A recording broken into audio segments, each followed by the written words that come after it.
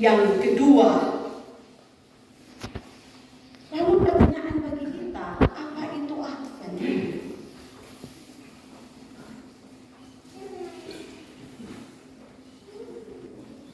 Advent juga biasa dipakai dengan kata parousia, yang artinya kedatangan. Kedatangan seseorang. Dan perayaan Advent Bapak Mama Saudara sudah dirayakan pada abad keempat. Tapi pada masa itu perayaan Advent ditandai dengan puasa dan doa, pengakuan dosa dan pertobatan.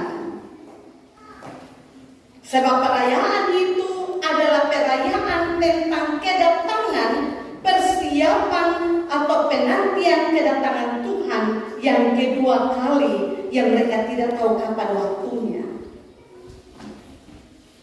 Baru pada abad ke-11 Bapak Saudara, perayaan Advent ditetapkan sebagai perayaan juga tentang kelahiran, kedatangan Tuhan Yesus yang pertama atau perayaan Natal. Karena itu Bapak Saudara, perayaan Advent sebenarnya mengandung 3 hal, yaitu perayaan tentang penantian kedatangan Yesus yang sudah datang dalam kelahirannya, tapi juga perayaan kedatangan Yesus dalam firman-Nya dalam setiap ibadah yang kita lakukan, tapi juga perayaan kedatangan Yesus yang kedua kali, bukan untuk memusnahkan dunia ini, tapi untuk memisahkan mana kambing dan mana domba, mana gabah dan mana yang bernas, mana ilalang dan mana gandum. Karena hari itu menjadi hari penghakiman bagi semua orang. Nah, Bapak Mama Saudara yang saya kasihi di dalam nama Tuhan Yesus, perayaan manakah yang selalu melekat pada kita? Perayaan Advent yang mana? Apakah perayaan Advent kita hanya mengarahkan pada perayaan Natal yang akan kita lakukan pada tanggal 25 Desember? Ataukah yang kedua dan yang ketiga juga? Semua jawaban ada pada diri kita masing-masing. Dan dalam perayaan Minggu Advent yang kedua ini Bapak Mama Saudara, Gereja Masih Injil di Timur mengajak kita untuk membaca, merenungkan dari Yesaya 40 ayat 1 sampai ayat yang ke-11. Ini bacaan ini biasa kau baca setiap kali hari Advent, perayaan Advent, atau ketika Natal kau baca. Jarang kau baca di bulan Januari, Maret, April, itu tidak pernah. Tunggu Desember begini baru kau baca.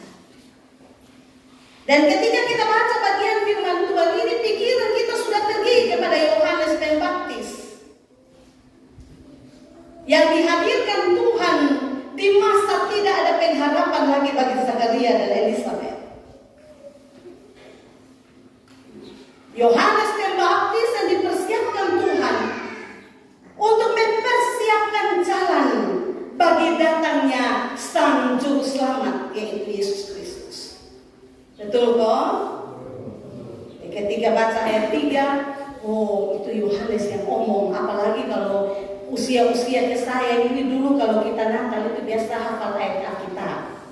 Sekarang Pak masih begitu kok pengajar, no? Kok susah lain. Sejarah, saya sejarah kok anak-anak Pak baca ayat Alkitab, hafal kalau ada bakar lilin Natal. Tapi dulu masa kami itu wajib hukumnya. Kalau sudah putar di pohon Natal, maka lampu mati, maka mulai baca nubuatan sampai dengan kelahiran Tuhan Yesus.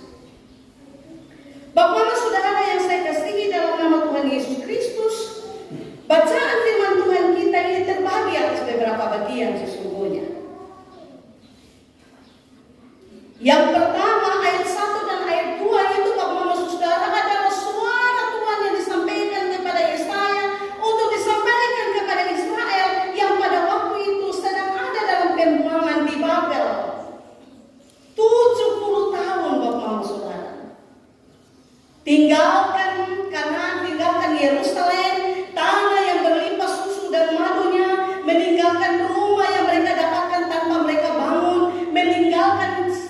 kebun anggur dan kebun zaitun yang tidak mereka olah tapi sudah tertanam memang. Mereka meninggalkan semua zona nyaman mereka karena mereka melakukan pelanggaran, mengkhianati Tuhan, berkhianat kepada Tuhan, berselingkuh dengan Allah lain. Dan pada akhirnya Tuhan membuang mereka ke Babel 70 tahun. Hidup biasa aman-aman berpi jadi bangsa jajahan itu kira-kira enak kosong. Biasa enak-enak di rumah, ongkang-ongkang kaki, takut dalam sebuah situasi kita harus menjadi pembantu di orang rumah, kira enak kosong. Biasa petik anggur, satu tahu makan sekarang pi harus bekerja dulu, olah dari nol. Kira-kira enak kosong. Mau bikin apa-apa tidak bebas, karena itu bukan lubung kampung. Karena biasa yang cerita namanya tuan kampung itu biasa bikin seenaknya. Beta tuan kampung lu pendatang. Besu lama di sini lu baru datang. Israel tidak mungkin melakukan sesuatu yang lebih banyak di sana. Pada saat mereka adalah bangsa asing, mereka pendatang di sana. Maka kita bayangkan bukan hanya fisik mereka yang menderita, bukan hanya jasmani mereka yang menderita, tapi batin mereka pun tertekan. Sudah bisa bikin apa-apa. Kalau kita ada di antara kita yang pernah tinggal di orang rumah, kotong lapar, kotong tahan, selama tuan rumah belum makan. Saya pernah tinggal dengan orang, walaupun itu lantai kampung saya sendiri. Minta makan gampang saya, tapi tetap karena itu bukan kotong rumah. Mau makan juga dulu pikir ambil. Jadi di rumah saya ada satu anak yang tinggal dengan kami, anak dari kampung. Saya anak sarana. Jadi kadang-kadang dia mau makan tuh pikiran, dia ambil tanpa kami tahu. Saya buat hati bilang, saya ingat kembali dulu. Memang kalau kotong kepingin makan kok, tuan rumah bolong kasur kotong makan ini bisa jadi kotong ambil tanpa pamit. Semua keadaan yang sulit, dan itu dalam keadaan yang sulit itu Bapak Saudara ada harapan besar dari bangsa itu. Kapan kotong kembali? Kapan kotong pulang? Kotong di sini terus kok. Lalu berita datang bagi Israel, hiburkanlah umatku, karena dong sedang dalam keadaan duka yang dalam, seperti kehilangan orang yang dicintai. Kasih tenangkan dong hati, supaya dong jangan gelisah. Kasih tahu dong serukan, berteriak, kasih keluar suara besar-besar. Kasih tahu sama orang bahwa dong masa sukar akan selesai.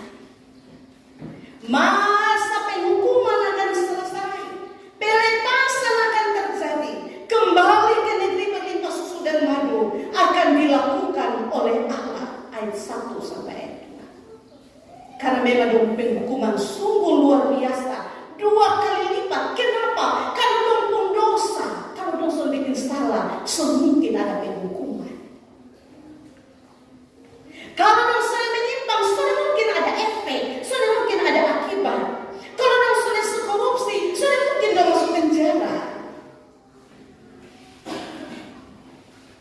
Kalau dosa selingkuh, sudah mungkin dia diceraikan dan hidup susah.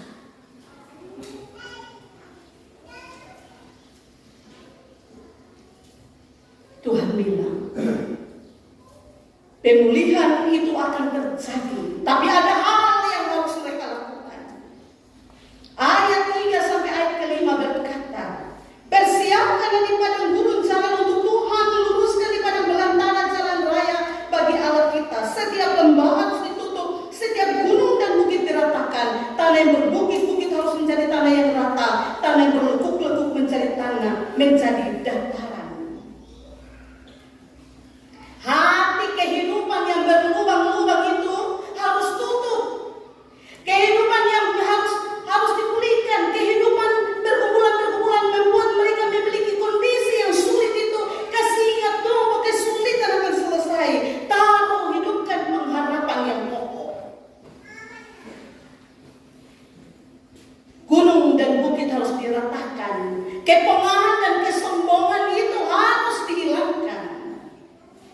Karena kau hidup itu hanya seperti rumput, seperti bunga. Sesaat ada lalu sesudah itu lenyap. Jadi jangan sombong, jangan rasa diri hebat. Ratakan yang tinggi untuk kestaan. Yang berbukit-bukit itu harus ke selatan. Karena karena kehidupan yang penuh dengan kesombongan, kepongahan, tinggi hati, tidak ada tempat di situ untuk Tuhan. Harus ada kerendahan. Turun dari tingkat standar supaya Tuhan datang. Tanah yang berlekuk-lekuk harus menjadi dataran, hati yang bengkok-bengkok kiri kanan, seluruh situ harus diluruskan. Yang di muka lain, belakang lain itu harus diluruskan.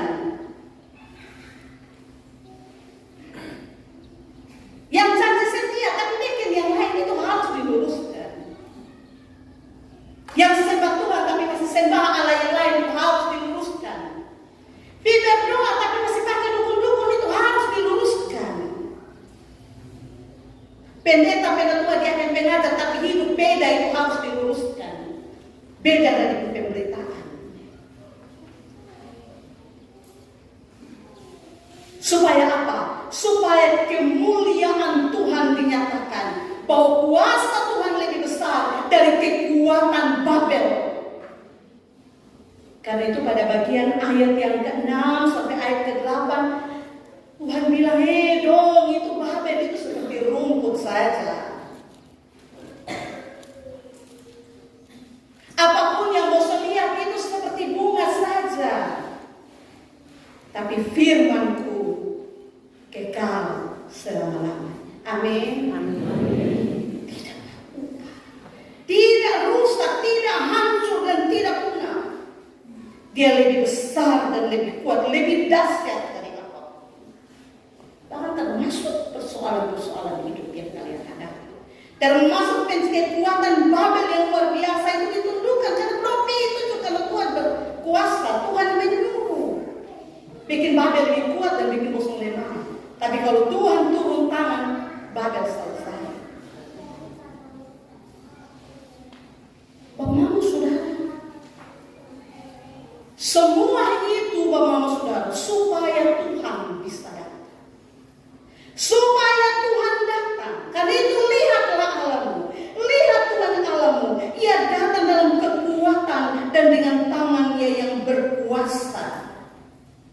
Dan dengan kekuatan dan kuasanya Dia akan menggembalakan orang-orang yang mengalami pertobatan, perubahan dan pembaharuan dalam hidup.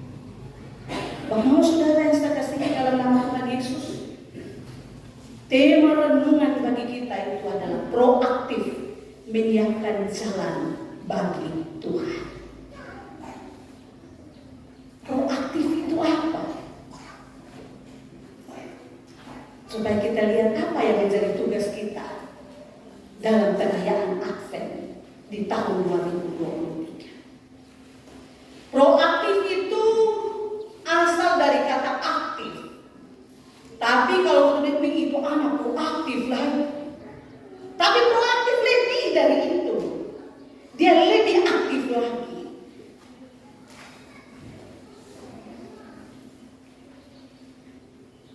Proaktif itu orang yang proaktif, dia dipadankan dengan kata reaktif. Proaktif itu orang mempersiapkan sesuatu sebelum sesuatu terjadi. Dan dia sudah pikir cara mengantisipasinya. Tapi yang reaktif itu baru muncul kalau itu keadaan terjadi.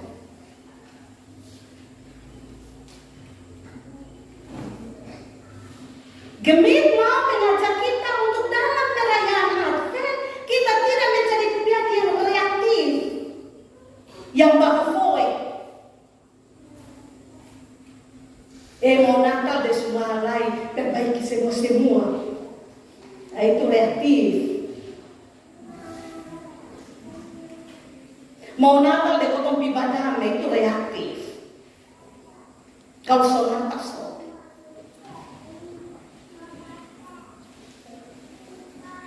Mau Natal jadi potong pergi gereja itu reaktif. Dia baru takuju. Atau ulang tahun dia takuju dia pergi itu reaktif. Atau antar perpuluhan baru dia muncul itu reaktif.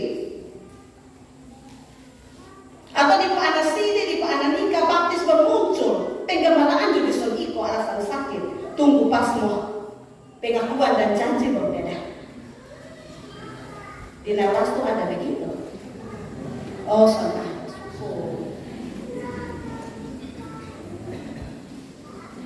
Jadi kalau reaktif itu orang pakai istilah orang Kristen kapal selam. Muncul takuju. Selam ini contoh di adiman lubang. Hawi mau pendeta. Tolong beta doa kasih beta rumah teh. Apa? Bapak jemaat mana? Saya jemaat Lawas tuh mama. Tapi sudah dia apa? Saya dia rayon ini mama rayon satu. Mama bapak dong sampai beliau dia kata, oh iya, waktu lahir dari tahun 1946, sudah 70-an tahun mah. Orang tua sudah di sini mau 3 tahun ini sudah dia sampai nanti. Lalu dia bilang, kok mama sudah di rumah? Potong pipa pasang di rumah. Coba apa ya? Kan ada juga orang yang ibadah di rumah kepala keluarga semua itu mencari doi. Sosok terima ibadah, nanti rumah tua, lu tunggu rumah, dia mesti.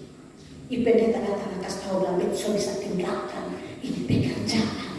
Dan mau pendek itu sudah kenal sama dia titip salam musuh guna. Reaktif itu kalau orang dorong juga berdepi. Jadi dia foe. Kalau dia bilang, hey, ini hari waktu tua.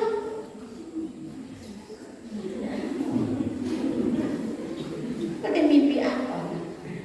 Nah kalau semua orang dia mimpi apa dia dengan mata mencurigakan maka dia oh besok pilih kalau potong pina dong mau reaksi begitu nih dia.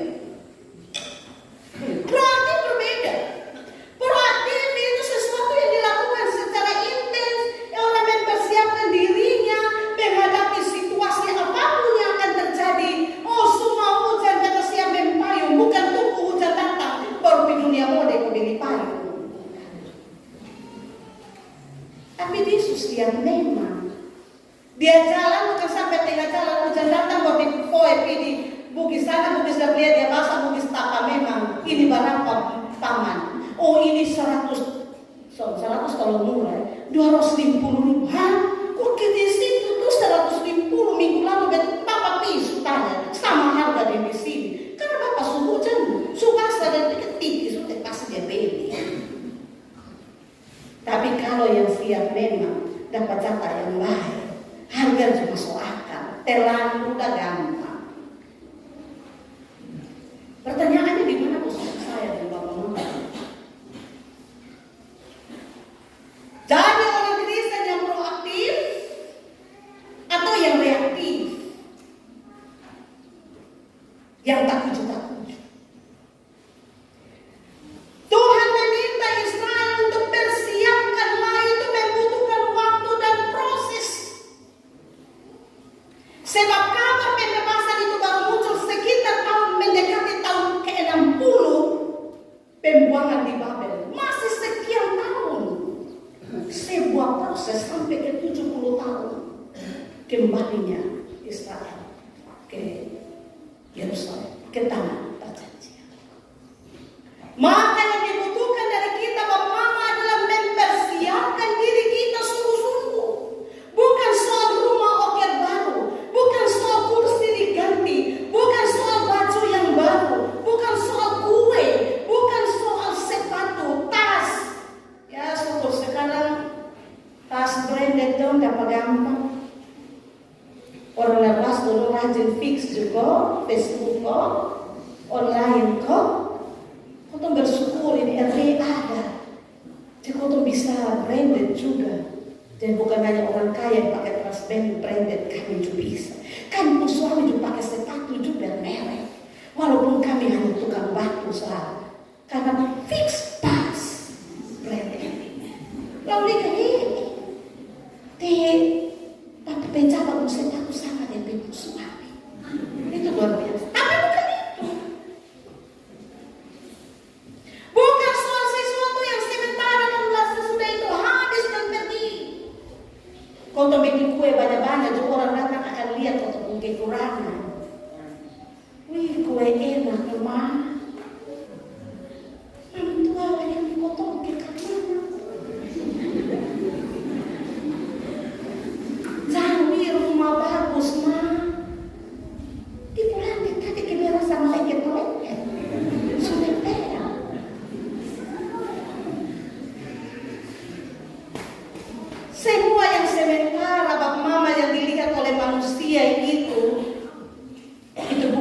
yang mesti kita persiapkan utama, bukan tidak, bukan yang utama.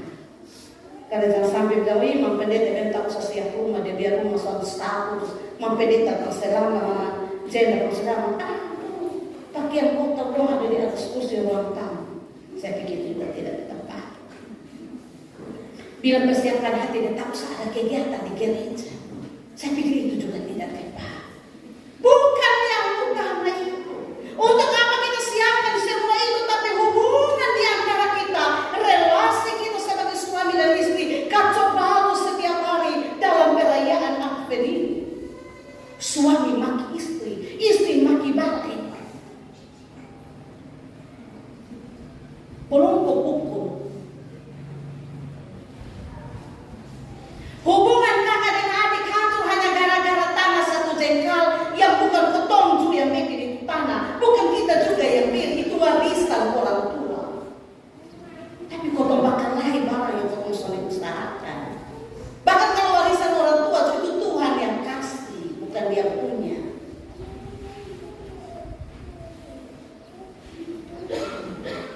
Relasi kakak dan adik hancur, bahkan majelis dan jemaat relasi juga bagus.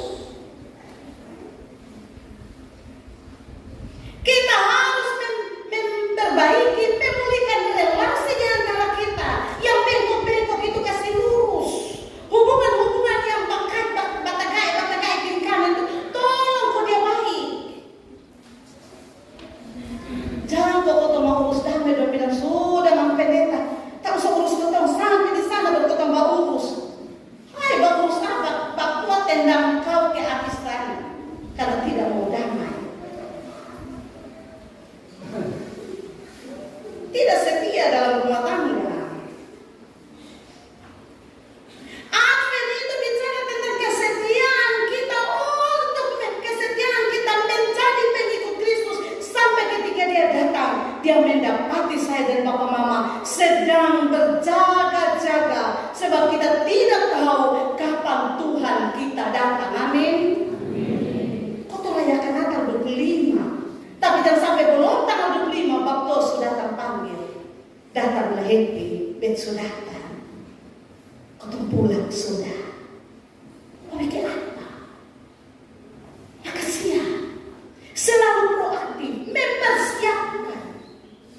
Tidak tunggu waktu sudah, sabar apa ini, tak belum siap waktu gila bukan. Pas satu jaga jaga mah. Pas pakai kata gila yang ketika bukan.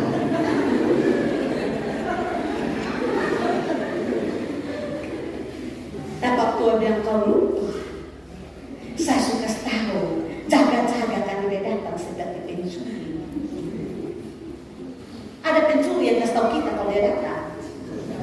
Tidak, tak butuh di kota barang soalnya ada motor, soalnya ada uang, soalnya ada lain.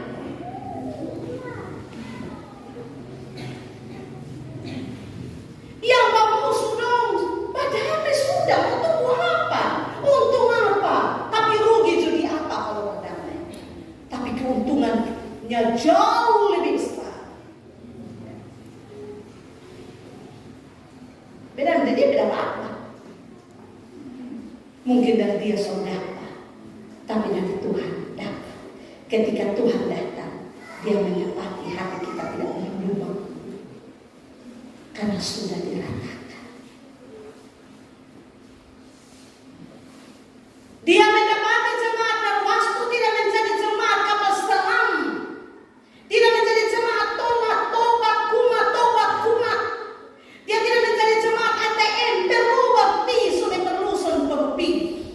Tidak menjadi jemaat Kristen di Eropa dorong baru jalan, sudah dorong duduk di tampa.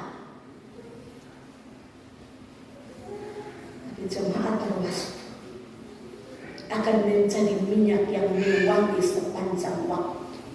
Amin. Jangan kau dipewangi hanya muncul tiba-tiba pada saat dibutuhkan, tapi dia mewangi sepanjang waktu. Sudah hari Senin, sudah hari Minggu, tapi Senin sampai Minggu sampai Sabtu, dia wangi terus. Jemaat mana? Narwas tanpa uang. Tuhan memberkati.